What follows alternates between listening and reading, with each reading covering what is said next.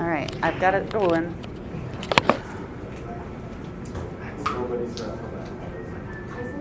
I know.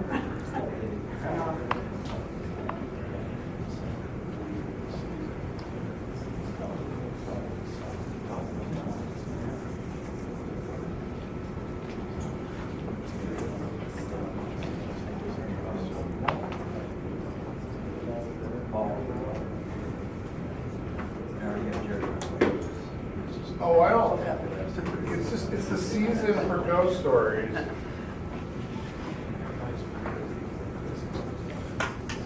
Okay. I think this is the earliest tour I've ever given here. Come in across. Hey, 6-7.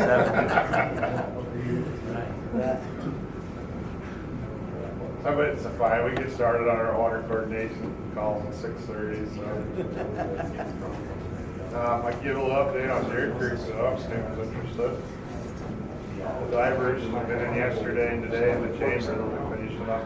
Well, let's go ahead and get started then. Yeah, so. Welcome, everybody.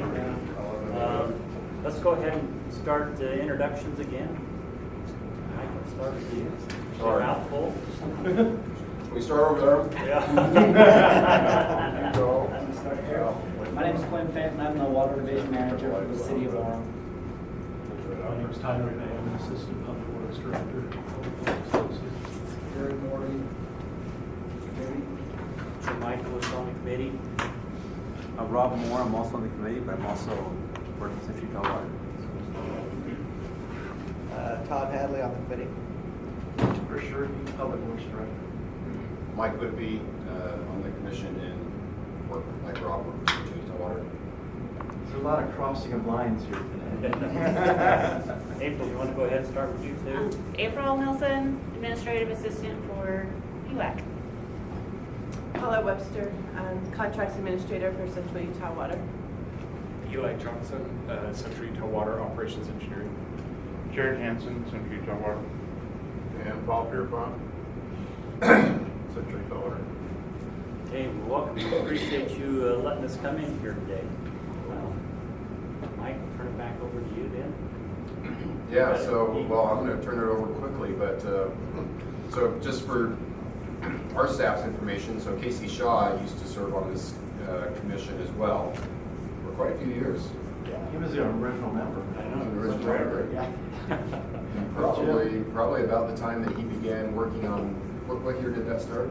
2014. 2014, and so probably pretty close to when the construction, so Casey was also overseeing the construction of this facility. That was one of the projects that he oversaw while he was here, and so anyway, so near and dear to his heart, but he's in New Zealand off having a good time now, so anyway, but I guess we'll turn it over to Jared today. Paul or Jared or Eli. Jared can select who he wants to. And how much would tour, what do you want? I think everybody would love to have a tour of this over here. And maybe, I don't know, what are the offerings? We can certainly talk, we'll talk a little bit about why this plant's here. Yeah. Take a few minutes for that. You can walk through the plant if you want to go over to the historic plant. That would be awesome too. So that, to kind of do everything's about an hour. Okay. All right. Perfect. So I'm gonna bring this over and have Rob hold it. It's easier for you guys to see.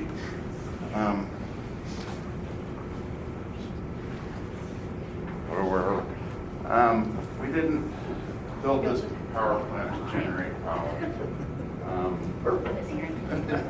A little to the right.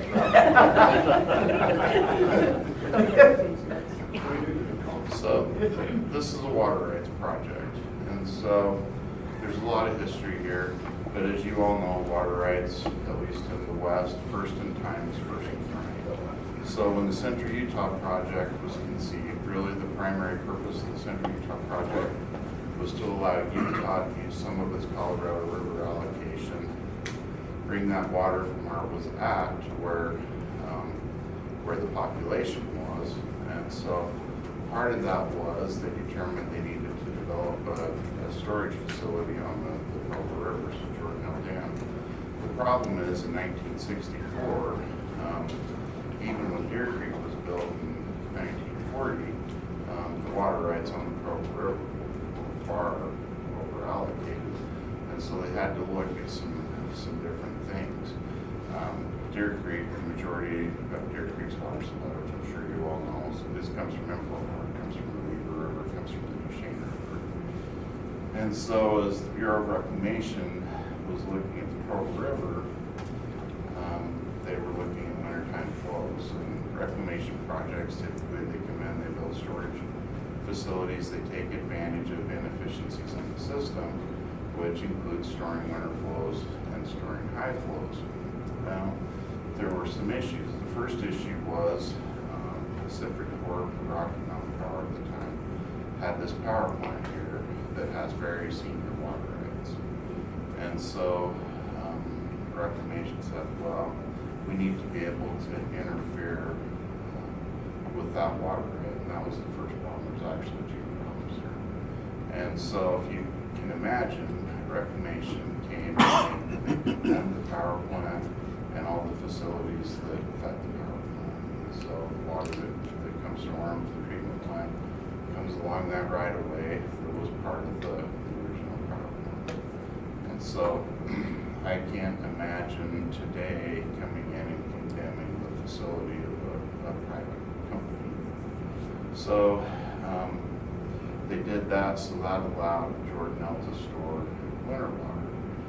The second problem was that power water right was a non-consumptive water right. They generated water on the power, or generated power from the water, didn't consume anything. That water flowed downstream into Utah Lake. So back to that concept of first and right, first in time, some of the most senior water rights in Utah are from Utah Lake because that water was used to irrigate Salt Lake Valley.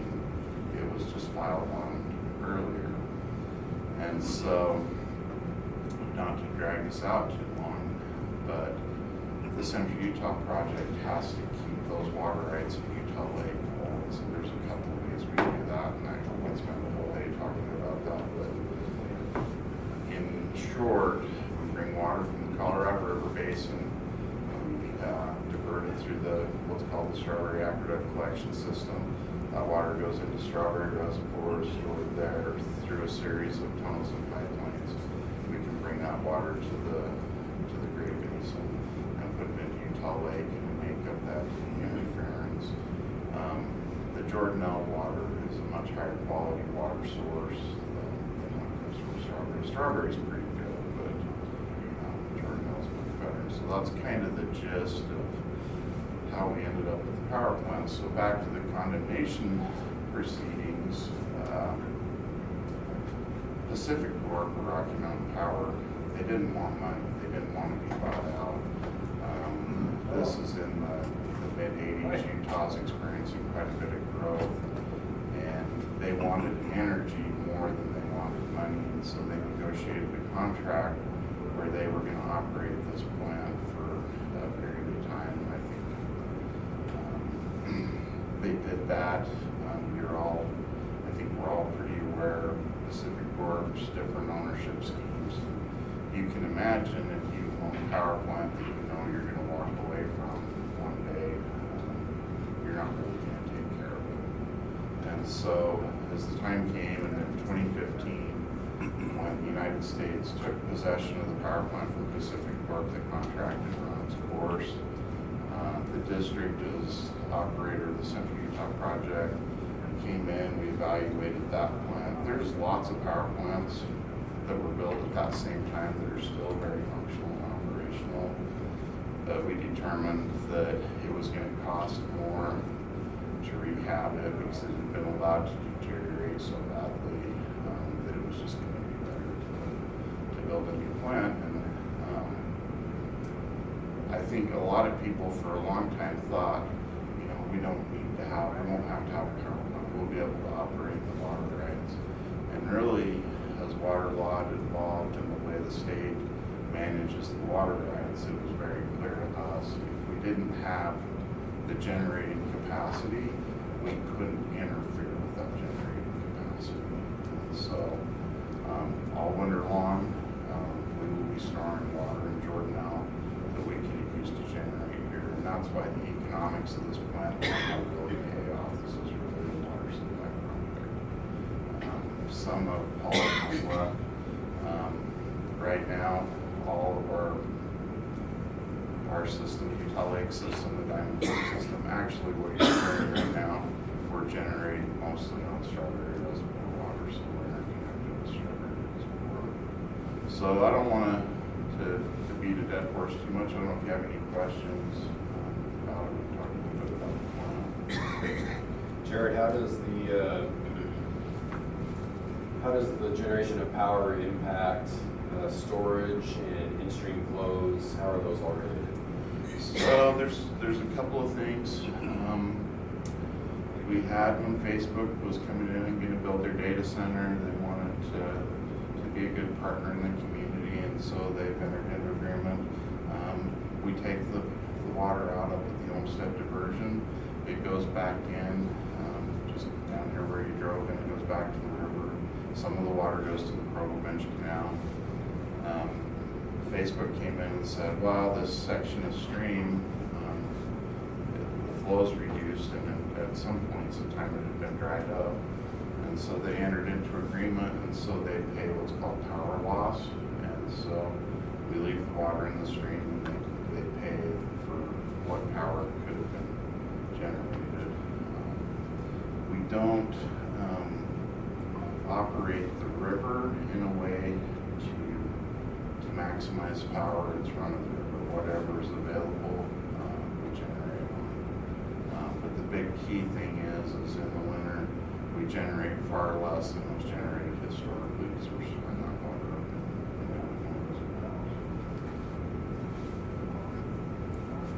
reservoirs. Who uses this power? So this is a federally owned power plant, and so WAPA, Western Area Power Administration, they market this out to their customers.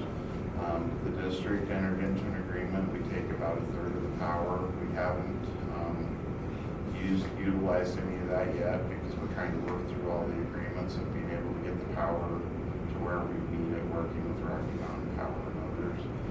When we go downstairs, we'll kind of show you, we have a interesting way of getting this power onto the grid, but we've got a poster down there I'll show you. Rocky Mountain Power has a beautiful substation right across 800 North, the Hale substation. And so, you'd think we could just go direct hook on.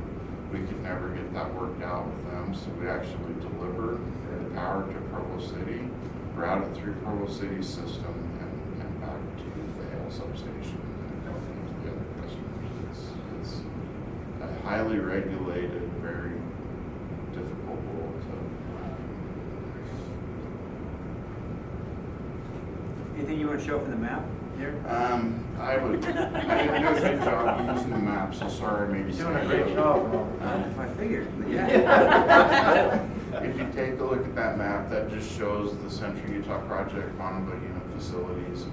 And so the purple lines are tunnels and pipelines. It shows the reservoir. You can see the collection system that starts at Upper Stillwater Reservoir, brings that all the way through, and then the Trans-Basin diversion. The green line that kind of goes through the middle of the map, that's the basin divide between the Colorado River Basin and the Great Basin. And so usually we talk a little bit more about that, but I think you guys are pretty up to speed on Central Utah Project operations. So we'll show you a video really quick, and then we'll go see the two power plants and go from there. This is just a time lapse of the construction of the plant. And so we'll show you how to spend $40 million in a couple minutes. It'd be 80 million today, right? For sure, or more.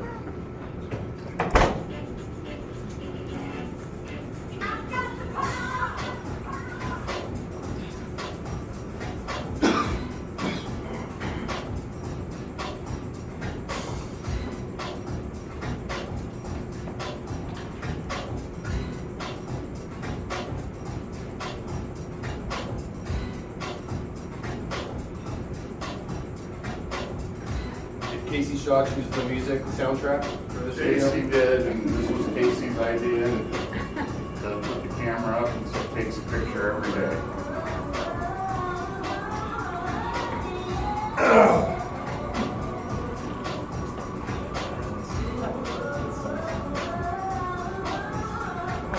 A couple things you should point out. There, everything comes into the left there. You guys on the left side of the screen, you can see a pipe sticking out. It's a 60-inch pipe. That is the ULS line coming from Strawberry. So for the majority of the summer, 95% of the water is coming below this plant and has been coming from there. These are the penstocks that come down the hill. You remember the old pipes? The new pipe was buried. It's a single pipe. It's split into four actually.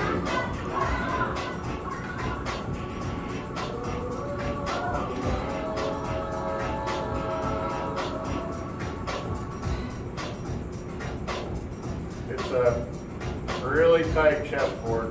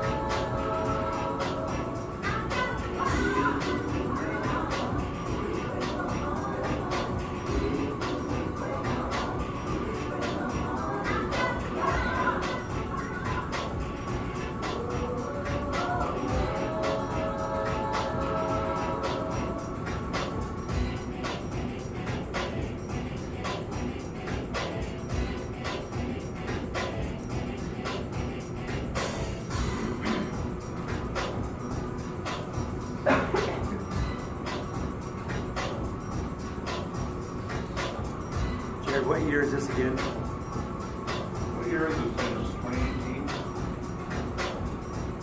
About 15, 16.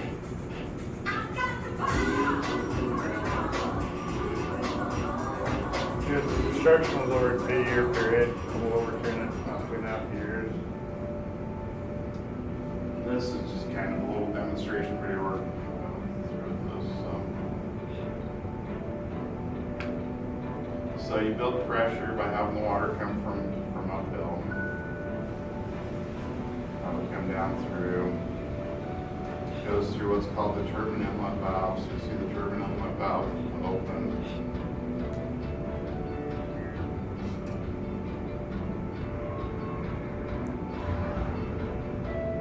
Water goes through then the actual wicket gates what control the flow into the turbine.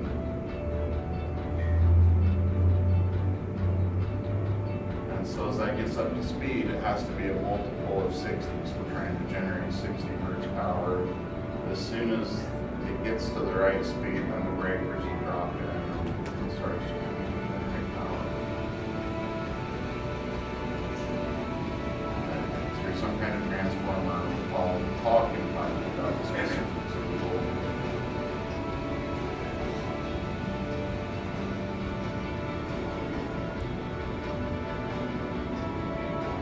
So the water's under neck pressure here, and it drops out, and taking that pressure out, and so it's pretty low. So we'll get the tour started. Paul will kind of do that just for safety. So an operating power plant, this plant does not trip very often, but if it were to trip, if there's some fault in the electric grid, it's a little scary. You'll hear a large bang as the breakers drop out, and then the generator's actually over speed.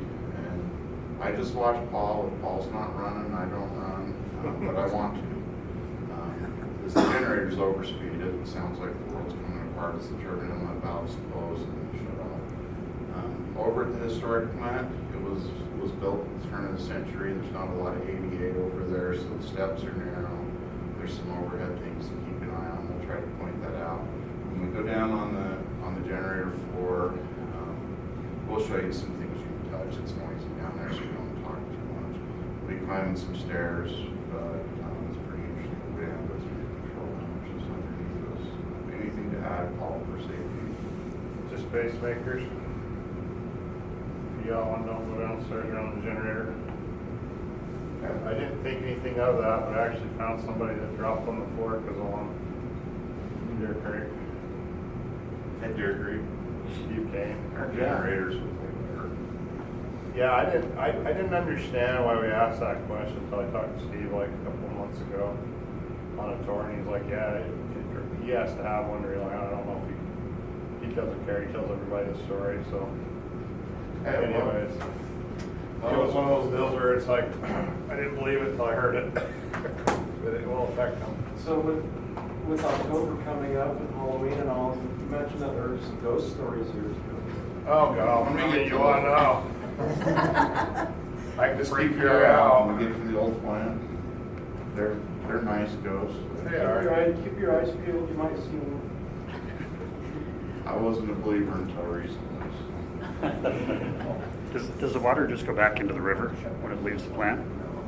So we'll show that to you, but as you drove in on the road that came in, as you came through that outer gate, the tail race just runs along there. It's like a little canal. Okay. So the plant, it comes down off the hill, straight through the generators into a channel, makes a right-hand turn, and ends up out there. But we'll walk you through. Does it? So if you'll come over, point a few things out up here. I don't have the lights on yet, early, but I can give you the lights for you. someone will turn the lights on. If you've got a big unit, a small unit, they actually named them all big and small. If you go down on the control panels, it will say big and small. It's usually unit 1, unit 2. The plunger valve, VAG up on the upper deck is the bypass. So if the plant shuts offline, that will open and it keeps the same amount of flow in the river. Historically, it used to go back up the canyon and come off the cliff. Anybody ever seen the water blowing out of the hole? My phone will blow up because everyone thinks the water line's broke. But historically, that used to have to come down and then go through a return channel on the campus, and so the customers, the canal companies would lose water for about an hour during that time frame where we get the water back to the Provo Bench and other canals. And so we were able to mitigate that with the plunger valve right there. The strawberry water, it's hard to see, but you can see an actuator coming through the middle of the wall. Right now, the water is actually coming, most of the water in this plant, 125 CFS right now, is coming towards me, making a right-hand turn to us, going back outside, flipping around and going through the generators out to the Provo River right now. So that's being supplied by Strawberry. We have to break half the head out of 1B in that red brick building you came by coming in. And we're over 300 PSI out there. These units are rated for 150 class. And I've got 1 CFS coming from Deer Creek right now, down the penstock, because we don't have an approved source yet to put water back up the penstock into the Don A and treat it. We're working on that with the state. But that's the way the water's flowing today. This changes all the time how I'm sourcing the water. The units themselves came from Czechoslovakia, Germany on the big turbine inlet valves, and the big units online right now just about 42% capacity. It's got about 125 CFS going through it. It's rated for 300. The smaller one's 120. Why do we have different sizes? Because the water supply changes. When you build a hydro plant, you have to look at your water supply. But this one was built to handle that 429 CFS water right. Again, it wasn't built to generate power. It was built to be a water project. And so each one of these units is sized to get the maximum hydrology through the unit for our power customers to help fund the plant. And that's why you got a big one, smaller one. And then under our feet out here, under that deck that I put the new membrane on, there's a micro hydro, and we'll talk about that when we get downstairs. So Paul, you can push water up the penstocks? We can. That's coming from It Strawberry Head? It is. It was designed for about 120 CFS. Yeah. We can push ULS up to about 140. And we're right now working on, there's some issues. I'll have to show you on the cameras how deep you want to go today, guys. I could totally nerd out and go in deep directions. But right now, it wasn't ever designed to run ULS in the winter. But we're putting some cameras down 120, 120? 180 foot. I don't give it enough credit. I don't know why I keep thinking that shaft is shallow, but it's 180 feet down underground. We have to get all that energy out to these vortex shafts. It's a really cool engineering idea, but we don't know how, if we run that in the winter, how the ice will form in that. And if I send a great big chunk of ice up to this generator, what does that do? Does it just turn into a slushy? So we're actually going to put some cameras down in there this year to try to run them. So as ULS comes online and becomes supplying more plants, we're going to have to run that 6 water and everything else more in the winter.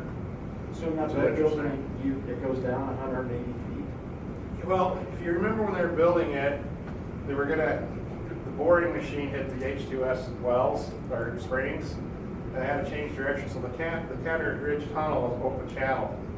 So you're releasing out a 6 water and upward diamond, but once you do that, you've got to get it down into an open channel tunnel, and so they take all that energy out.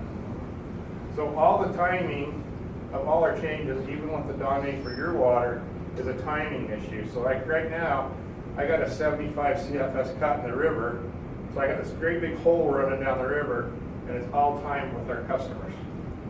Our cities, all of our agencies have to work within this timing around. If you want to make a change and you're doing a change here, there's time frames it takes us to coordinate all of that through.